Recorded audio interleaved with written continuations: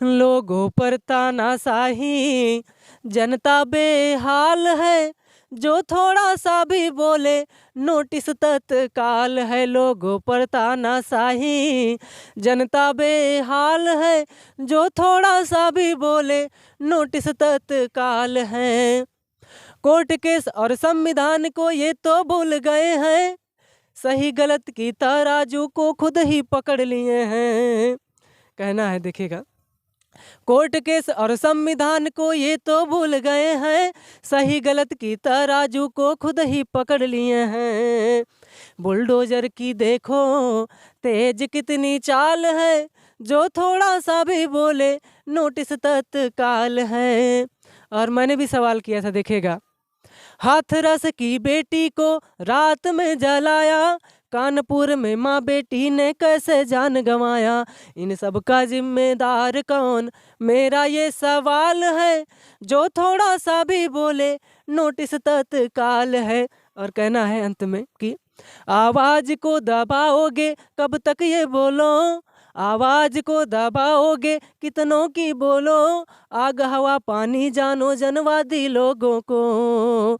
Hitler जैसा करना ये चाहते कमाल है, जो थोड़ा सा भी बोले नोटिस तत्काल है। कुछ ही नाही आवे देखवार हो पूरा बीता 30 साल हो, नाही आवे देखवार पूरा बीता 30 साल, हमर बूझी विपत्ति आए बाबा जी। माई खो जाए पतोहिया के सुखवा नौकरिया दे दाए चाचा जी, माई खो जाए पतोहिया के सुखवा नौकरिया दे दाए बाबा जी। झरत जात यहाँ खोपड़ के बार धीरे धीरे, झरत जात यहाँ खोपड़ के बार धीरे धीरे, खत्म होतिया है नौकरी के आस धीरे धीरे। आए हम बुलडोजर को साथ लेके, आए हम बुलडोजर को साथ लेके, जाएंगे तुम्हारा घर नाश करके, आए हम बुलडोजर। स्वागत है प्रदीप जी आज आपका हमारे चैनल में। बहुत बहुत धन्यवाद आपका, आप हमें अपने चैनल से जोड़े। प्रदीप जी, बुलडोजर आए हम बुलडोजर को साथ लेके, और यूपी में काबा सीजन 2 रिलीज होता है, नोटिस मिल जाती है, डर नहीं लगता है आपको कि हमारे ऊपर? नहीं, देखिए, अगर जनवादी मुद्दों को उठाना इसमें कोई अपराध है तो मुझे लगता है इसमें डरना नहीं चाहिए। ये कोई अपराध नहीं है, बस आवाज़ को दबाने की कोशिश की जा रही है। सरकार को समझना चाहिए कि लोकतंत्र है, यहाँ बोलने की आज़ादी है, अभिव्यक्ति की आज़ादी है, तो उस पर प्रतिबंध नहीं लगाना चाहिए या दबिश नहीं बनाना चाहिए। प्रदीप जी, आज का जो युवा है, क्या देखते हैं युवाओं के बारे में? क्योंकि जिस तरह भर्ती की स्थिति है, और उन युवाओं को के बारे में क्या आपने तैयार किया, जो ग्राउंड तैयार किया अपने गायक के माध्यम से, क्या तैयार किया? क्योंकि आप देख रहे हैं भर्तियां निकलती हैं, पेपर लीक होता है, फिर वो तैयारी करते करते परेशान होता है। देखिए, रोज़गार की स्थिति तो बहुत दयनीय है। अगर लेखपाल भर्ती की बात करें तो कई सालों से नहीं आई है, पुलिस भर्ती की बात करें तो आती है, हो नहीं पाता है क्लियर। अभी एसआई की भर्ती चल रही है, तो ऐसे भर्तियां निकलती हैं और हो नहीं पाता है। लोग तैयारी करते रहते हैं, हम जैसे युवा या बहुत सारे साथी हैं तैयारी करते रहते हैं, होता नहीं है। तो फिर गीत निकलता है मेरे दिमाग से, मेरे मन से गीत निकलता है कि तैयारी कर रहे हैं, हो नहीं रहा है, खोपड़ी के बलवे झरत जाता है, तो फिर गाना आता है, वैसे गा दिए तो वायरल हो जाता है। जैसे कि क्योंकि कंटेंट जो है वो वर्तमान समस्या से मैच कर जाता है, लोगों को अच्छा लगता है कि यार ये तो मेरी समस्या है, मैंने गाना गाया, दिखेगा। झरत जात यहाँ खोपड़ के बार धीरे धीरे, झरत जात यहाँ खोपड़ के बार धीरे धीरे, खत्म होतिया है नौकरी के आस धीरे धीरे। झरत जात यहाँ खोपड़ के बार धीरे धीरे। और ऐसा क्यों कहते हैं? क्योंकि नेवी में जाने की एक उम्र होती है, सिपाही बनने की एक उम्र होती, दरोगा बनने की एक उम्र होती, आर्मी में जाने की एक उम्र होती है। यहाँ 5-5 साल बीत जा रहा है, भर्ती नहीं आ रही है। 18 से 5 23 साल कितनी वैकेंसी तो छोड़ चुके कि आप ओवर एज हो गए हैं। तो कहना है, नेवी के उम्र बीती आर्मी के बीती, नेवी के उम्र बीती आर्मी के बीती, दरोगा के टूटा विश्वास धीरे धीरे, झरत जात यहाँ खोपड़ के बार धीरे धीरे। और बच्चे कहाँ कहाँ तैयारी नहीं करते हैं, जाके कितने दिनों से तैयारी कर रहे हैं। कहना है, अरे ढेर दिन इलाहाबाद में लिट्टी चोखा खावा, ढेर दिन इलाहाबाद में लिट्टी चोखा खावा, खत्म भावा घर के दाल, खत्म भावा घर के दाल भात धीरे धीरे, झरत जात यहाँ खोपड़ी के बार धीरे धीरे। घर वालों का सपना होता है कि हमारा लड़का, हमारा बेटा, हमारी बेटी कुछ करेगी। इसी उम्मीद के साथ मुखर्जी नगर, पटना, कोटा, इलाहाबाद भेजते हैं। और फिर अंत में जब होता नहीं तो पिता सोचता है कि हमें लगता है हमारी उम्मीदें खरी नहीं हैं और हमारा बच्चा कुछ रिस्पांस नहीं दे पा रहा है। तो बच्चा यहाँ सोचता है कि पापा का मेरे क्या क्या सपना था। गाने में है, अरे पापा के सपना रहा बेटवा बानी डीएम, खत्म भावा दिल के जज बात धीरे धीरे, झरत जात यहाँ खोपड़ के बार धीरे धीरे। और ऐसे में बेरोजगारी को लेकर के मैंने कई सारे गीत लिखे। बेरोजगारी के बारे में आप जब गा देते हैं और जो आपने गाई वो हकीकत समस्याएं हैं कि इलाहाबाद में रहते रहते बाल तो झड़ जाता है लेकिन नौकरी नहीं मिल पाती है। अच्छा, जब वही युवा जो है नौकरी नहीं पाता है, हैरान परेशान निराश होकर के जब वो अपने घर आ जाता है, चिल्लाता है, फिर वो हैरान परेशान नहीं होता, चिल्लाता है। और कैसे चिल्लाता है देखिएगा, कहता है, पुलिस की भर्ती दो सरकार, हमको वर्दी दो सरकार, पुलिस की भर्ती दो सरकार, हमको वर्दी दो सरकार। अरे रोज सवेरे उठते हैं हम, जो तैयारी करता है, रोज सवेरे उठते हैं हम, कोचिंग में भी पढ़ते हैं हम, फिजिकल टेस्ट को ध्यान में रख कर दौड़ भाग भी करते हैं हम।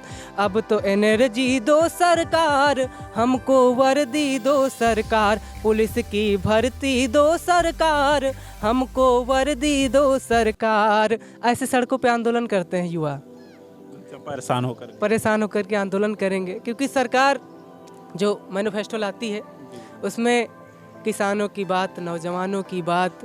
अच्छा, कहीं प्रदीप जी ऐसा तो नहीं हुआ कि आप भी बेरोजगारी के आलम से झेल रहे हैं, तब ये दिल में आया और आपने ऐसा बना दिया?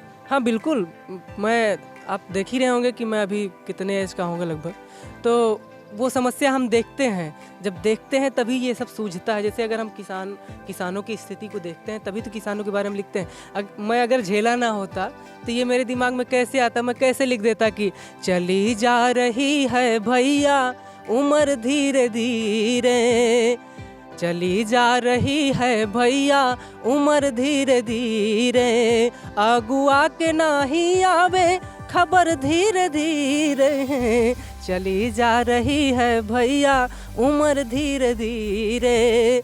और व्यंग के रूप में कहना है, रामुआ के भावा बियाहवा, छोटुआ के भावा, किसनवा के भावा, प्यार के असर धीरे धीरे। और हमारी चली जा रही है भैया उम्र धीरे धीरे। और इसका कारण क्या है? बियाहवा के बाधा बाटे हमर बेरोजगारी, बियाहवा के बाधा आहे हमर बेरोजगारी, पापा का आवे लाग है नजर धीरे धीरे, चली जा रही है भैया उम्र धीरे धीरे। बेरोजगारी पे मैंने कई सारे गीत लिखे हैं। मैं पेपर देने गया था यूपी टेट का, मैं शिक्षक भर्ती के लाइन में हूँ, तो मैं गया था यूपी टेट का एग्ज़ाम देने 2021 में। सेंटर पे पहुंचा, पेपर दे रहा, तब पता चला कि आप लोग रुक जाइए। आराम से बताया गया कि भैया पेपर लीक हो गया, पेपर कैंसिल किया जाता है। मैं वहाँ से निराश होकर के घर आए। तो अब जब हम गीत गाते हैं तो अगर कोई शायर है निराश हो जाता है तो शायरी लिखता है, हम लोग निराश हो जाते हैं तो गीत लिखते हैं गीत लिख देते हैं। फिर हमने लिखा कि अब कैसे होगा, फिर से फॉर्म भरना पड़ेगा, फिर से तैयारी करना पड़ेगा, फिर से पेपर देने जाना पड़ेगा। और हम गरीब किसान परिवार से होते हैं और यदि इतना भंडार भरा ही होता तो सरकारी नौकरी के लिए लाइन ना लगाते। तो फिर मैंने गीत लिखा कि फिर से धान बेच के फार्म भरब दोबारा हो, नौकरी लियब करारा हो ना हो। फिर से धान बेच के फार्म भरब दोबारा हो, नौकरी लियब करारा हो ना। कैसे नौकरी हमसे भागी, दिन रात पढ़ब हम जागी। कैसे नौकरी हमसे भागी, दिन रात पढ़ब हम जागी। दिमकवा चौचक राखब, दिमकवा चौचक राखब, खाए के पिस्ता छोहारा हो, नौकरी लियब करारा हो ना। टेट का पेपर देने गए थे, हालांकि दोबारा हुआ, वहाँ पास कर लिया, लेकिन शिक्षक भर्ती नहीं है। लेकिन उस समय मैंने क्या सोचा था, अब की पास करब हम टीटी, मास्टरी न हमसे छूटी। अब की पास करब हम टीटी, मास्टरी न हमसे छूटी। सुधार दियब हम अपने गांव के सारा गदाहरा हो, लड़कों को नौकरी लियब करारा हो ना। तो ऐसे विचार आते हैं। प्रदीप जी रही है जो, तो नहीं लगता कि सरकार से उम्मीद करना चाहिए, सरकार से जो है भरोसा करना चाहिए। सरकार हमारी उम्मीदों पर खरी नहीं उतर रही है क्योंकि तमाम बेरोजगारी है, बेरोजगारी का ये आलम है। तो सरकार को और ख़ासतौर से योगी और मोदी जी को आपने क्या लिखा इस बारे में? देखिए, योगी मोदी जी के बारे में क्या कहना, उनको सिर्फ इतना कि मैनिफेस्टो याद करिए, घोषणा पत्र याद करिए, वही कोशिश की जा रही है। ऐसी हमारी कोई कोशिश नहीं होती कि अपने गीत के माध्यम से हम सरकार पलट देंगे। सरकार पलटने से कुछ नहीं होता। गीतकार, लेखकार, सबका एक काम होता है कि सरकार को आईना दिखाना। बिल्कुल, यदि आप ये समझिए कि सरकारें बदलती हैं लेकिन लोग वही रहते हैं, यही वाले नेता उधर जाएंगे, तो लोग नहीं बदल रहे तो नीति कैसे बदल जाएगी। तो हमारा काम है सिर्फ आईना दिखाना। और आईना दिखाने का मतलब कि ये बेरोज़गारी के लिए मैंने इतना सुनाया, बेरोज़गारी की समस्या, किसानों की समस्या। और किसानों की बात करें तो देखिए किसान कैसे परेशान है, रात रात चौकीदारी कर रहे हैं खेतों की, और सरकार कह रही है मैं चौकीदार। इस बारे में आपने कुछ तैयार किया? बिल्कुल लिखा है। जब आप ऐसे कहेंगे तो हम तो कहेंगे ना चौकीदार आप नहीं, चौकीदार हम हैं, क्योंकि हम किसान के बेटे हैं। तो हमने कहा देखिएगा, रात भर डंडा लेके हाँकत ही साँड़, मैं भी चौकीदार, मैं भी चौकीदार। और मैं ही नहीं, हर एक किसानन के यही है कहानी, हथवा में लाठी डंडा यही है निशानी। हर एक किसानन के यही है कहानी, हथवा में लाठी डंडा यही है निशानी। खेतवा के चारों कैती करे हनियार, फिर भी चौकीदार, मैं भी चौकीदार। रात भर डंडा लेके हाँकता ही साँड़, मैं भी चौकीदार, मैं भी चौकीदार। यदि ऐसा हमको दिखेगा माहौल तभी तो हम लिख पाएंगे, क्या अपने मन से तो लिख नहीं पाएंगे। हमको दिखता है क्योंकि अनुभव की चीज़ें हैं, साहित्य, गीत लिखना, साहित्य लिखना, शायरी लिखना। अगर अनुभव नहीं कर पाएंगे तो कैसे लिखेंगे। और मुझे लगता है कि गलत अनुभव नहीं किए हैं अगर आप गीत में सुने होंगे तो। बिल्कुल, जो आपकी गीत है वो वास्तविकता पर आधारित है। अगर ऐसी समस्याएं आती हैं फिर सांड़ों से परेशान हो जाते हैं, खेत सांड़ चर जाते हैं, तो किसान कहता है खेत चर गया सांड़ है बाबा जी हमारा, चाचा जी हमारा। शेष रह गई फसल में भैया, कैसे करेंगे गुजारा। खेत चर गया सांड़ है बाबा जी हमारा, बाबा जी हमारा। हमारे YouTube चैनल और Facebook पेज पे पूरा गाना मिलेगा। किसानों की समस्याओं को लेकर के मैंने कई सारे गीत लिखे। जैसे मैंने किसान पे लिखा कि चरत जात यहाँ खेत का सांड़ धीरे धीरे, चरत जात यहाँ खेत का सांड़ धीरे धीरे। चारी ओर के तनव कारी आड़ धीरे धीरे, चरत जात यहाँ खेत का सांड़ धीरे धीरे। कुछ इस तरीके से नौजवानों, बेरोजगारों, किसानों की बात हमने की है। और आपने कुछ एक लिखा था उसमें जो है देखवार नहीं आवत क्या कुछ। अच्छा हाँ, बेरोजगारी को लेकर के मैंने लिखा था व्यंग्यात्मक रूप से कि देखिएगा कि नौकरी की तैयारी करते करते उम्र बीती जा रही है। इलाहाबाद में जाकर देखिए कितने एजेड लोग तैयारी कर रहे हैं। इसी तरीके विभिन्न शैक्षिक संस्थानों में जहाँ कोचिंग चलते हैं वहाँ पर जाके पता करिए तो पता चले कि काफ़ी दिनों से तैयारी कर रहे हैं, उनका हो नहीं पा रहा है। तो उनके लिए मैंने लिखा कि व्यंग्यात्मक रूप से कि उनकी शादी नहीं हो पा रही है। देखिएगा, नाही आवे देखवार हो पूरा बीता 30 साल हो, नाही आवे देखवार पूरा बीता 30 साल, हमर बूझा विपत्ति आए बाबा जी, माई खो जाए पतोहिया के सुखवा नौकरिया दे दाए बाबा जी, माई खो जाए पतोहिया के सुखवा नौकरिया दे दाए बाबा जी। क्योंकि अब वो ज़माना नहीं रहा कि हम बताएंगे कि हमें 5 बीघा खेत है तो कहो बिया कह दे। अब तो देखा जाए आदमी नौकरी है कि नहीं, तो क्या समस्या देखें। अगुआ या मैं पहले नौकरी का पूछें, दूसर बातिन न करें, खेती बाड़ी बिगहा का कितना गिनाई, ये सब गौरय न करें। आप देखते होंगे कि आजकल जो भी अपनी बेटी की विवाह करता है खेती बाड़ी नहीं देखता, क्योंकि वो जानता है खेत चर के नाश कर देंगे इनको, इसमें कुछ प्रॉफिट होना नहीं है। नौकरी है तो कर देंगे। अगुआ या मैं पहले नौकरी का पूछें, दूसर बातिन न करें, खेती बाड़ी बिगहा का कितना गिनाई, ये सब गौरय न करें, पापा गए हैं अघाए हो, हमसे तुर दिन आस हो, पापा गए हैं अघाए हमसे तुर दिन आस, हमर बूझी विपत्ति आए बाबा जी, माई खो जाए पतोहिया के सुखवा नौकरिया दे दाए बाबा जी। कुछ इस प्रकार से विचार आते हैं। ये गायकी लिखने का विचार कहाँ से आया? पहला वो शुरुआत कब हुई कि जब आप बिल्कुल जो है गायकी में आ गए, लोक गायकी में? देखिए, गाने की रुचि तो बचपन से ही रही है। यदि मैंने कहीं सीखा नहीं है, कहीं से डिग्री प्राप्त नहीं की है और फिर भी मैं गा लेता हूँ, तो इसका मतलब मेरा इंटरेस्ट है। गा लेते हैं और आज लोग आपको जानते हैं। नहीं, ये कंटेंट है, गायकी उतना अच्छा नहीं मानते हम। बाकी धीरे धीरे कोशिश कर रहे हैं बेहतर करने का। अपना फ्यूचर देख रहे हैं इसमें? फ्यूचर अभी दरअसल क्या होता है, मिडिल क्लास जो आदमी होता है, मिडिल क्लास का जो बच्चा होता है, वो फ्यूचर का कहीं नहीं देखता है, सिर्फ देखता है कि कहीं से पैसा आने लगे, अच्छा। 4 पैसा कहीं से मिलने लगे, ताकि हमारा रोजी रोटी घर द्वार चलने लगे। तो बड़े बड़े लोग डिसाइड करते हैं कि मैं क्रिकेटर बनूंगा, लेकिन हम नहीं डिसाइड कर सकते हैं। हम तो ये डिसाइड करेंगे कि कहाँ से 4 पैसा आने लगे। तो फ्यूचर कहीं भी पैसा आने लगेगा तो वहीं देखा जाएगा। और हम प्रधानी का समय था, तो उस समय मेरे मन में आया कि गीत लिखते हैं कुछ व्यंग्यात्मक रूप से। तो उस समय हमने गीत लिखा कि एक युवा है बेरोज़गार है। उस समय भी बेरोज़गारी मेरे दिमाग हानि का माहौल है और हर कोई नेता बनना चाहता है। आप देखिए बॉलीवुड वाले भी नेता बनना चाहते, कितनी भी सफलता प्राप्त कर लो, क्रिकेटर बन जाओ, अंत में बनना नेता ही है। अभिनेता बन जाओ, अंत में बनना नेता ही है। आप देख ही रहे होंगे, कहीं भी जाए अंत में टारगेट होता है सदन में पहुंचे। ये ऐसा नहीं लगता है कि राजनीतिक सत्ता वह चाबी है जिससे सभी बंद दरवाजे के ताले खोले जाते हैं? बिल्कुल, राजनीतिक विकास यदि आपका होता है तो आपके सारे विकास हो जाएंगे। राजनीतिक विकास होगा तो शैक्षिक विकास होगा, मानसिक विकास होगा, शारीरिक विकास होगा और सामाजिक विकास होगा। तो मतलब कह सकते हैं कि मास्टर की है ये राजनीति।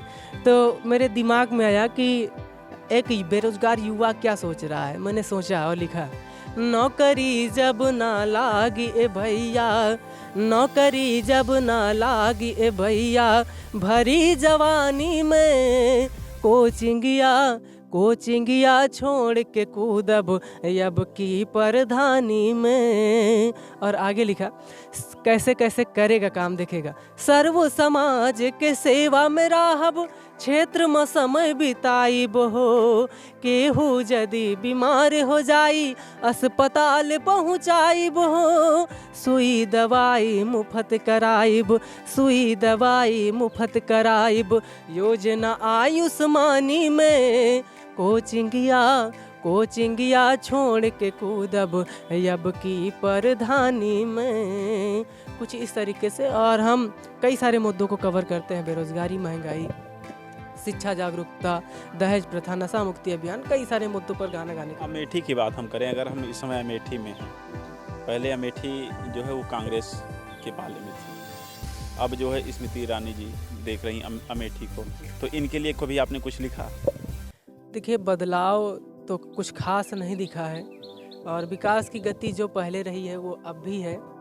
और अगर अमेठी की बात करें तो मुझे लगता है, मैं तब बहुत छोटा था जब अमेठी ज़िले का गठन हुआ था, और मुझे लगता है कम से कम 12 साल तो हो ही गया होगा। और आज तक अमेठी में दीवानी नहीं है। अच्छा, कहाँ जाना पड़ता मुकदमा देखने?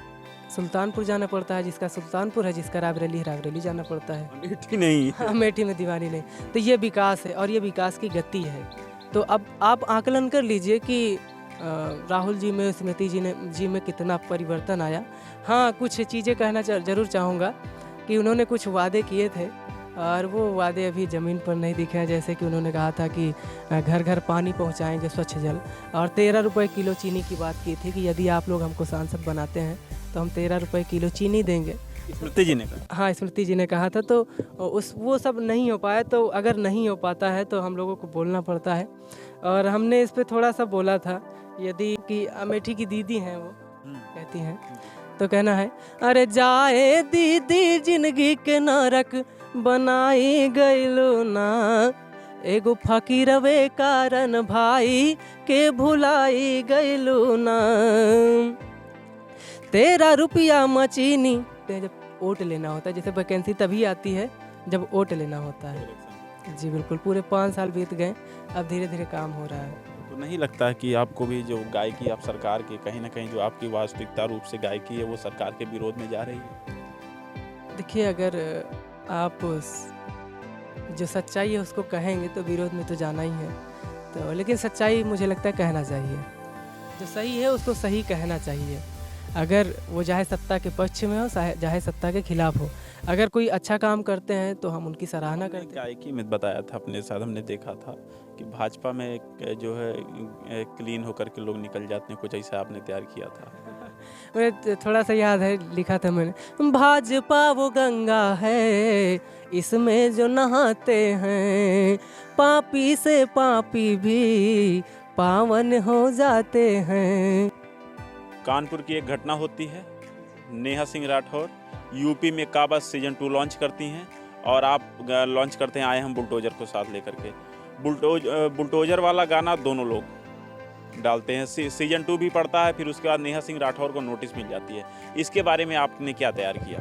देखिए, बुलडोजर जो चलता है, यदि सही लोगों पर चलता है तो लोग सराहना करते हैं, यदि गरीबों पर चलता है तो लोग निंदा भी करते हैं। तो हमने भी निंदा करने के उद्देश्य से हमने लिखा कि आए हम बुलडोजर को साथ लेके, आए हम बुलडोजर को साथ लेके, जाएंगे तुम्हारा घर नाश करके, आए हम बुलडोजर को साथ लेके, जाएंगे तुम्हारा घर नाश करके। व्यंग के रूप में देखेगा, योगी बाबा ने हमको दे दिया है इशारा, माँ बेटी आए चाहे दीक्षित परिवार सारा, अतिक्रमण हटा देंगे, झोपड़ी जला देंगे, जाएंगे तुमको बर्बाद करके, आए हम बुलडोजर को साथ लेके, जाएंगे तुम्हारा घर नाश करके। कुछ लोग कहते हैं कि ये बुलडोजर विशेष कम्युनिटी पे चलता है, लेकिन जो मुझे दिख रहा है कि वो विशेष जाति है गरीबों की, शोषितों की, वंचितों की। तो कहना है, जाति धर्म का ठप्पा ड्राइवर को नहीं दिखता, अब्दुल और राम में फर्क बुलडोजर नहीं करता, मेरी डीएम मैडम का डांस वीडियो वायरल होता, व्यंग है दिखेगा, हालांकि उनकी व्यक्तिगत लाइफ है। मेरी डीएम मैडम डांस में दिखाएं दम, जनता आनंद लेती वाह करके, आए हम बुलडोजर को साथ लेके, जाएंगे तुम्हारा घर नाश करके। यदि नोटिस मिल जाए तो मुझे लगता है नोटिस से ये दबाव बनाने की कोशिश है। अच्छा, उस पर तैयार किया आपने? हाँ, उस पर मैंने लिखा था कि ये एक तरीके से लोकतंत्र की हत्या है, और जो फ्रीडम ऑफ स्पीच है आर्टिकल 19 में जो वर्णित है, तो उस पर प्रहार है और संविधान के अनुसार काम करना चाहिए। और उस पर मैंने लिखा था, देखिएगा, लोगों पर तानाशाही, जनता बेहाल है, जो थोड़ा सा भी बोले नोटिस तत्काल है। लोगों पर तानाशाही, जनता बेहाल है, जो थोड़ा सा भी बोले नोटिस तत्काल है। कोर्ट केस और संविधान को ये तो भूल गए हैं, सही गलत की तराजू को खुद ही पकड़ लिए हैं। कहना है देखिएगा, कोर्ट केस और संविधान को ये तो भूल गए हैं, सही गलत की तराजू को खुद ही पकड़ लिए हैं। बुलडोजर की देखो तेज कितनी चाल है, जो थोड़ा सा भी बोले नोटिस तत्काल है।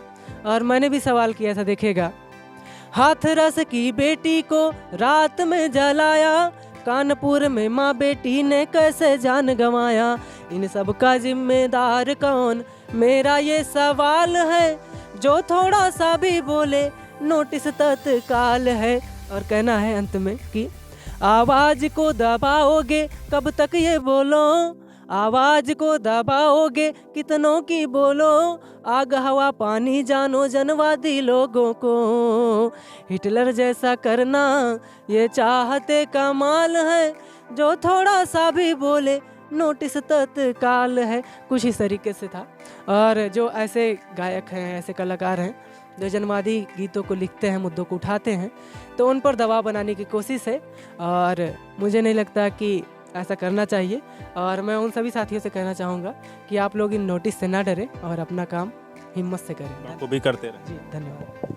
आपने देखा हमारे साथ अमेठी जनपद के लाल कहे जाने वाले, जिन्होंने लोक गायकी के माध्यम से अपना नाम रोशन किया है, प्रदीप मौर्य जी हमारे साथ थे, जिन्होंने अपनी लोक गायकी के गीतों को बाखूबी आपके सामने रखा। ऐसे ही खास शख्सियत से हम आपसे रूबरू करवाते रहेंगे। आप देख रहे हैं NTUP भारत। अमेठी से अनुज की रिपोर्ट। अपने बच्चों के सुनहरे भविष्य के लिए RS कॉन्वेंट स्कूल हाथीना लाला माडरमऊ अम्बेडकर नगर में प्रवेश कराए। प्रवेश प्रारंभ। नर्सरी से UKG तक इंग्लिश मीडियम तथा कक्षा 1 से 12 तक Hindi medium, high school, inter कला वर्ग, विज्ञान वर्ग, सहयोगी संस्थान राम शब्द हुमेला देवी निजी ITI हाथीना लाला माडरमऊ अम्बेडकर नगर। Mobile number 8874653434, 8874803434।